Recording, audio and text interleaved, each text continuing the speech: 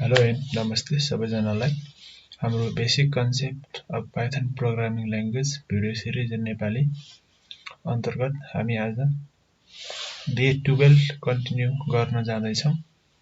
अब हामीले डे 12 मा के सिक्न जाँदैछौँ भन्दा सम प्रब्लम्स भनेको हामीले आजसम्म सिकेको कुराहरू युज गरेर सिम्पल प्रब्लमहरू सल्भ गर्नेछौँ।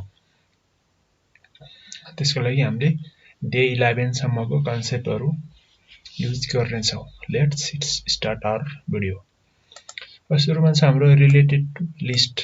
अब लिस्टसँग कस्तो प्रब्लमहरू छ भनेर हामी हेर्न जाँदैछौँ।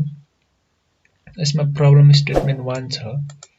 यसमा write the Python program to store 5 fruits in a list enter by user भनेपछि हामीले युजर इनपुट गर्नु पर्यो अनि 5 वटा फ्रुट्सको नाम लिस्टमा देखाउनु पर्यो। त्यसको लागि के गर्ने, फ्रुट 1 भनेर हामीले एउटा भेरिएबल डिक्लेरेसन गरेका छौँ अनि इनपुट मैले यो पहिलो भिडियोमा भनिसकेको छु, enter the first fruit name. जस्तै यसमा के हाल्ने, किबोर्डबाट एप्पल, ग्रेप्स त्यस्तो हाल्ने अनि अर्को फ्रुट यसरी नै गर्ने। यसरी हामीले 5 वटा फ्रुटलाई युजर इन्टर गर्ने। अनि अब हामीले त लिस्ट बनाउनु छ। लिस्ट बनाउनको लागि के गर्ने, बिग ब्राकेट भित्र के गर्ने, भेरिएबल फ्रुट 1 फ्रुट 2 गर्दै गर्दै फ्रुट 5 सम्म राख्ने। त्यसपछि यो /n भनेको हामीले लाइन ब्रेक गर्न हो अथवा न्यू लाइनमा प्रिन्ट गर्नको लागि। अनि प्रिन्ट यो हामीले जस्ट के गरेको, सेन्टेन्स प्रिन्ट गरेको, स्ट्रिङ प्रिन्ट गर्यो। यसले फेरि न्यू लाइनमा दिन्छ अनि हामीले फ्रुट लिस्टलाई प्रिन्ट गर्यो भने हामीलाई लिस्ट दिन्छ। अब यसलाई रन गरेर हेरौँ। अब यहाँ के भन्यो, enter the first fruit name भन्यो। अब हामीले किबोर्डबाट के गर्नुपर्छ, मैले एपीपी अलि एप्पल हाने, एप्पल इन्टर गरेँ। त्यसै अर्को बीए हाने अनि बनाना गरेँ। अर्को के गर्छु, GRAPES गर्दै 5 वटा गर्नुपर्छ। अनि चेरी गरेँ मैले। अब अर्को के गर्ने, ओरेन्ज गरेँ। अब यति गरेपछि हामीले के दियो, द नयाँ लाइनमा द फ्रुट लिस्ट भनेर आयो अनि हामीलाई यसरी लिस्ट दियो। सो हामीले यो क्वेसनलाई यस्तो तरिकाले सल्भ गरेका छौँ। अब आफ्नो धेरै लजिक र तरिका हुन्छ। अब एकदम सजिलो र सबैले बुझ्ने तरिकाले गर्नु पर्यो। अनि प्रब्लम 2 मा के छ हाम्रो, write the program to count the 0 in the tuple. अब यो टपलसँग रिलेटेड भयो। जस्तै यहाँ एउटा टपल छ, टपल भन्ने मैले भनिसकेको छु। यसमा 0 कतिवटा छ भनेर काउन्ट गर भनेर क्वेसनले भनेको छ। त्यसको लागि त सिम्पली के गर्नु पर्यो, ए भनेको हाम्रो टपल भयो। डट हामीले काउन्ट मेथड युज गर्न सक्छौँ। काउन्टमा 0 काउन्ट गर्ने हो। अब यसलाई प्रिन्ट गर्यो भने के हुन्छ, हामीलाई त्यो टपलमा भएको 0 को काउन्ट दिन्छ। हामीलाई यहाँ एरर दिएको छ। एरर किन आयो, number of 0 is not defined भनेपछि हाम्रो भेरिएबल डिक्लेरेसन भएन। नम्बर अफ के भएको रहेछ, यसलाई करेक्सन गरौँ। अब रन गरौँ। यसरी हाम्रो 7 आएको छ। यसमा 0 भनेको 7 वटा छ भनेर काउन्ट गर्यो। अब त्यस्तै प्रब्लम स्टेटमेन्ट 4 मा के छ, हामीले डिक्सनरी क्रिएट गर्नु छ। डिक्सनरी क्रिएट अनि इनपुट फ्रम युजर इनपुट गर्नु पर्यो and return the meaning of word from dictionary. अब त्यो डिक्सनरीमा भएको वर्डहरूको मिनिङ खोज्नु पर्यो भन्ने तरिकाले डिक्सनरी क्रिएट गर भनेको छ। अब यसको लागि मैले के गरेँ, पर्सनल इन्फो भनेर एउटा डिक्सनरी नेम क्रिएट गरेँ। त्यसमा नेम भनेर की मनिषा भनेर भ्यालु, एड्रेस की BLG भनेर भ्यालु।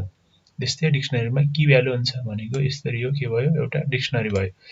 अब हामीले के गर्नु पर्यो, कमेन्ट मैले के लेख्छु, take an input from user enter which is personal information भनेपछि अब इन्फो भनेर मैले एउटा भेरिएबल राखेको छु। Input enter the personal information भनेको जस्तै यहाँ के गर्नु पर्यो, किबोर्डबाट इन्टर द पर्सनल इन्फर्मेसन भन्यो। अब हामीले किबोर्डबाट जस्तो नेम इन्टर गर्यो भने के आउनु पर्यो, मनिषा आउनु पर्यो। त्यस्तो खालको प्रोग्राम बनाउनको लागि अब हामीले सेभ गर्नु पर्यो। अब त्यो इन्फर्मेसनलाई सेभ गर्नु पर्यो भन्नको लागि अब मैले सेभ इन्फो भन्ने भेरिएबल गराएको छु। त्यसमा पर्सनल इन्फो भनेको हाम्रो डिक्सनरी भयो अनि बिग ब्र्याकेटमा त्यो इन्फो नयाँ भेरिएबललाई स्टोर गर्नु पर्यो। त्यसपछि त्यसलाई प्रिन्ट गर्नु पर्यो। त्यसपछि हाम्रो के आउँछ, त्यसलाई रन गरेर हेरौँ। अब यहाँ के भनेको छ, इन्टर द पर्सनल इन्फर्मेसन। अब मैले जस्तो नेम भनेर इन्टर गरेँ भने के दिनु पर्यो, हामीलाई मनिषा दिनु पर्यो यसरी। अब यसलाई फेरि रन गरेर हेर्न सक्छौँ। अब मैले यति बेला के गर्छु, वर्क भनेर इन्टर गर्छु, के आउनु पर्यो, जब आउनु पर्यो यसरी। अब मैले स्यालेरी गरेँ भने के आउनु पर्यो, स्यालेरी दिनु पर्यो। मैले अब SALARY स्यालेरी गरेँ भने के आउनु पर्यो, यसरी स्यालेरी दिनु पर्यो। यस्तो तरिकाले हामीले यो क्वेसनको एन्सर सल्भ गर्न सक्छौँ। त्यस्तै प्रब्लम स्टेटमेन्ट 4 मा छ, के छ, write the program to create a dictionary. Dictionary नै क्रिएट गर्नु छ। नेपाली वर्ड्स, यो रमाइलो प्रोग्राम छ। हाम्रो के छ, नेपाली वर्ड्स छ with values as their English translation भनेको कीमा नेपाली हुने भयो नेपाली वर्ड, अनि भ्यालुमा इङ्ग्लिस वर्ड हुने भयो, ट्रान्सलेसन प्रोग्राम भयो यो। अब त्यसले के गर्ने, डिक्सनरी क्रिएसन गर्ने। मैले कसरी गरेको छु, माइडिक भन्ने एउटा भेरिएबल अथवा डिक्सनरी, पंखा भनेको नेपाली, अनि त्यसलाई के भन्छ इङ्ग्लिसमा फ्यान भनिन्छ। डब्बा भनेको नेपाली भयो, त्यसलाई बक्स भनिन्छ। अनि वस्तु भनेको इङ्ग्लिसमा आइटम, अनि झोला भनेको इङ्ग्लिसमा ब्याग छ हो। अब प्रिन्ट अप्सन्स आर भनेको माइडिक भनेको मेरो डिक्सनरी डट किज, यसले चाहिँ के दिने भयो, किज दिने भयो।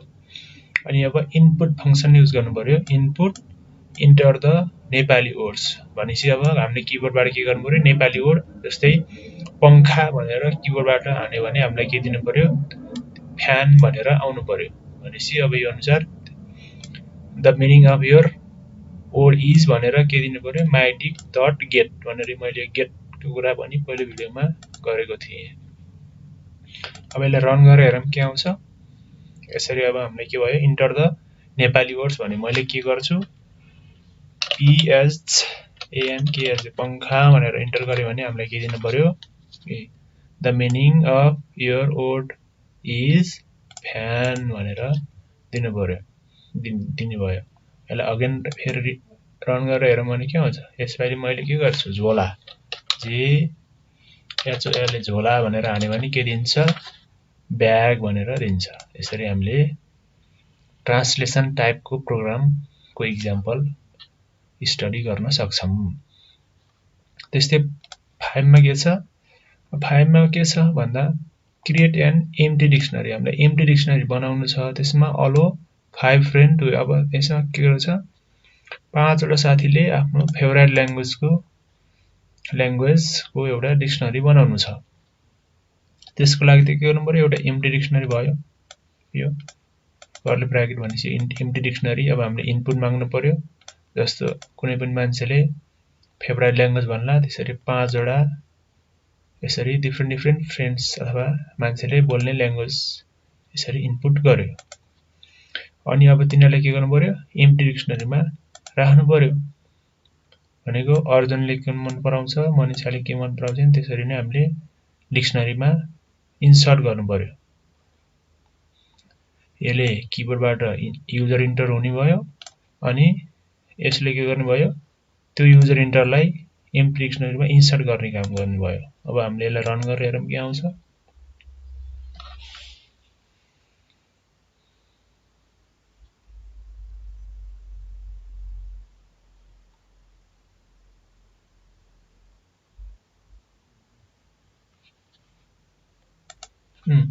अब अर्जुनको ल्याङ्ग्वेज के, इङ्ग्लिस गरे।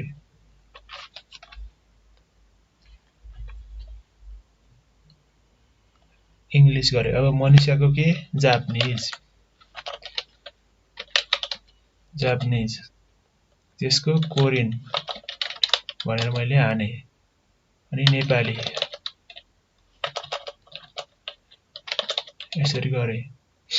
अनि हिन्दी यस्तो गरे भने के हुन्छ हामीलाई नेम इरर आएको छ त्यो इरर के आएको छ FAB language is not defined भन्यो माथि हाम्रो के छ FAB LANG छ हामीले FAB यहाँनिर मिस्टेक गरेका छौं अब यसलाई फेरि रन गरेर हेरौं उसको अर्जुनको ल्याङ्ग्वेज A हो मनिषाको ल्याङ्ग्वेज B हो उसको C हो अर्कोको D हो अनि केशवको E हो यस्तो गर्यो भने हामीलाई के दिन्छ नेम इरर नै दिएको छ FAB language is not defined छ FAB language FAB LANG FAB LANG LANG mistake भएको रहेछ LANG हाम्रो नेम मिस्टेक भयो भनिरहेको छ A B C D E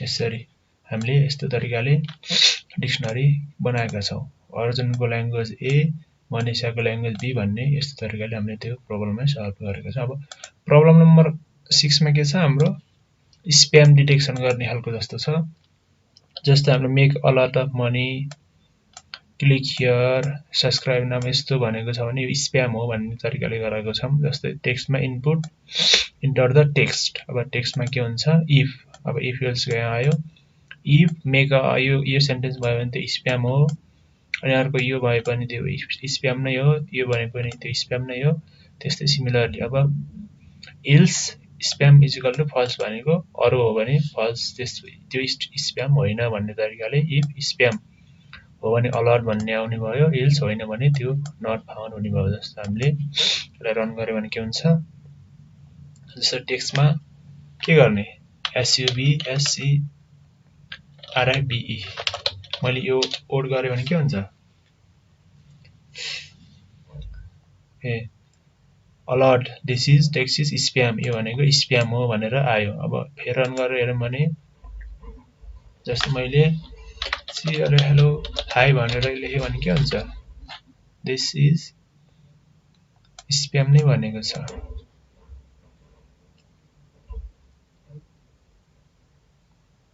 यसरी हामीले क्वेशन अनुसारको आन्सर सल्भ गर्न सक्छौं